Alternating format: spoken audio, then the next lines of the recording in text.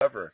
And that's why I have such great respect, and I want to bring the chiropractic perspective, and introduce more and more families to this amazing branch of medicine that's starting to get roots again in this country. We're finally realizing we've spent way too much time, energy, and effort in treating diseases and so little in preventing diseases. You know, Right. uh, um, Kara, we got lots of questions here. Why don't we start asking some of the questions? Okay, this was the first one, and it went up fairly early, and I think it's something that other people have thought about. We are having a whooping cough outbreak here in Texas.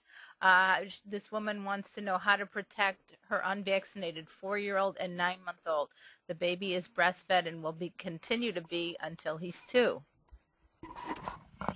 Well, my answer to that is, number one, you've done a very good thing there. That's the first level of defense. You're building the immune system. You're going to breastfeed till 2. I know you guys totally advocate at home first. That's perfect. You're building immunity all naturally through there. Then I would just be certain that your child doesn't have the problem that I just went through. And you get those two things working for you.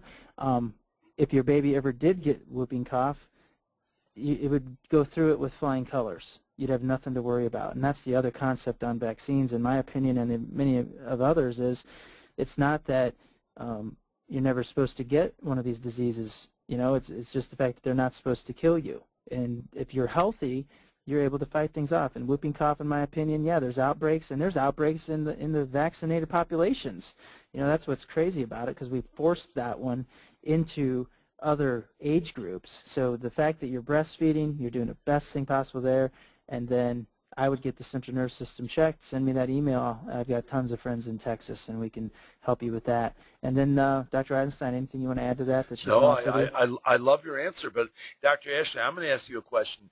Do you recommend, there's always families who say, well, in spite of everything, we're going to vaccinate our child. Are there any supplements that you recommend besides the special care that you give for families who have decided they're going to vaccinate their child? Or, as one question he has there, if it becomes mandatory, and this is a frightening thing that may happen this fall with the swine flu, none of us may be able to get away from not vaccinating ourselves. Do you have some recommendations that you have as far as supplements go? First I got to gather myself. That's the first time I've ever really felt the fear of not being able to choose. And my stomach hurts. I can tell you, as an attorney, I am mortified that this is going to happen.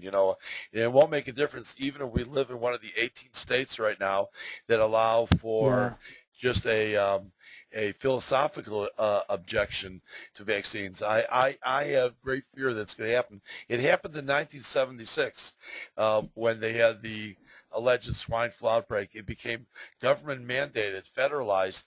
The only thing that was Dr. Mendelson, my late mentor, what he said then when I asked him, I was like yourself, a young practitioner in 1976, he said, tell your families to line up in the back of the line and pray they run out of vaccine before you get to the front of the line.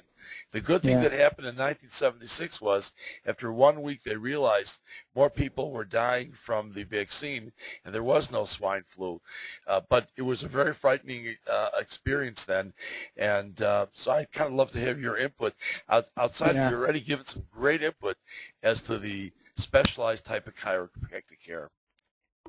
Yeah, I would tell you from a supplement standpoint, well, first of all, just to squash that whole swine flu thing, they would have to find me, and there would literally need to be physical force used before that ever entered my child. So they're going to need some heavy artillery to get it into my family. But I know a lot of people aren't that grounded in this. Nonetheless, supplement-wise, omegas, the omega-3s, we use kids' products from Systemic Formulas. Fabulous company. There's tons of great supplement companies out there, but getting the healthy, good fats in the child is vital for the immune system, keeping inflammation down, and then as well as vitamin D, a wonderful thing to have because we are so deficient of that these days, especially around here when we don't get any sun all winter. You guys have many people are familiar with that with Dr. Eisenstein, and then of course just a nice, well-rounded, multiple vitamin. and from a trusted kids line. You know, that's the one thing I want to mention too, is you don't go buy supplements at you know, off the shelf at just your regular grocery stores, Walgreens, CVS's, and places like that. You have to get high quality supplements because, well, in a sense, it's great that the FDA isn't regulating supplements. The sad fact is that when that happens, though, there's not a lot of quality control. So there's no watchdog to quality control, not like they do a good job of that anyway. But point is the companies, you got to find a company that does their own quality control to make sure that you're getting pure, high-grade supplements that your body can actually use. So health food stores are the best place to get those, or at a physician's office like Dr. Eisenstein or myself, you get these physician line supplements. Oh, I thought it was just awesome. Dr. Ashley, I just we have at least a half a dozen questions. How does someone find a doctor like you in Indianapolis, Denver, Colorado? And I'm going to give them the same answers, that please email Dr. Ashley, because if you're not in the if you're in the Chicagoland area, I absolutely recommend you make a visit to him, you know. But if not, he said he will try to help you find one of the hundreds of doctors around the country who are doing similar type of outstanding work. Yeah, we'll get that done. Just send me the email. Doctor, can you give the email address again? Because what we have up now is just your office address and your website. Yeah, not a problem. Okay. It's Dr. Ashley, so that's DRASHLY at Health From Within. That's all one word. .net. So it's Dr. Ashley at healthfromwithin.net. And if you try that and maybe you spelled something wrong, you can always try the info, I-N-F-O, info at healthfromwithin.net if all else fails. If they go to your website, will they be able to find to reach you also? Yeah, if you go to this website, the MaximizeLivingDrOxford.com, there's a contact us section, and it comes right to my inbox, so you can also go right to the website. I want you can't see it also, but there's multiple attendees, and I want to thank everyone for attending, who said they've been to doctors who are Maximized Living chiropractors, and they highly recommend them. So, you know, that's just awesome, you know. Awesome. That's good. That's good to hear. I know we're making an impact when I hear stuff like that. Here, yes, more questions. Right. Here's one. I have a 14-year-old, never vaccinated. She hasn't had chicken pox. Should she expose her if she gets the chance? I know, well, that's chicken. There was a big article in the New York Times and the Wall Street Journal this year on chickenpox parties. I tell you what I've always said. I've always said that if you have a child that comes down with natural chickenpox, you can make an absolute killing by charging $25 to attend your party. Yeah. You know, but I can tell you something. I tell you what's very fascinating with chickenpox, you know, and that is it's a mild childhood disease, but a very serious adult disease. Yeah. And one of the problems is that the immunity from the vaccine, even if it works, let's assume it works, Merck themselves say it doesn't last more than 5 or 10 years. A serious problem. You know, my thoughts on that is she also might want to get the titers checked in the kid, because you never know, she might have had not a full-blown exposure, you know, expression of chickenpox, but has immunity to it. That could very well have happened. So you can get a titer check to see if she's got the antibodies and everything's present before you freak out too much. But yeah, I in 100% agreement. That's the facts. You know, the older we get, the more dangerous it is.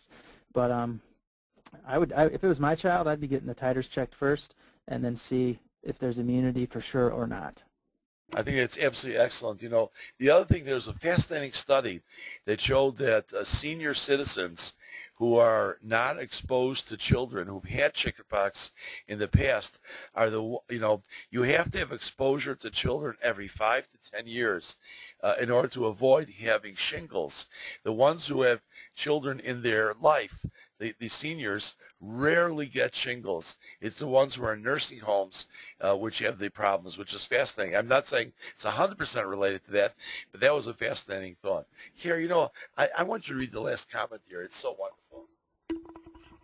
You have a lot of fans out there, Dr. Ashley, and the kind All of right. chiropractic maximize living family. And she says, I just want to say that my family and I are thankful and so happy to be part of the Maximize Living family.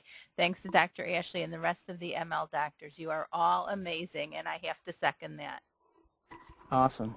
Well, it's a blessing to have patients like that trust us, and tell you what, we got a good team. You know, it takes teamwork. You know, you got to have compliant patients that are committed, and we've got warriors, which is amazing.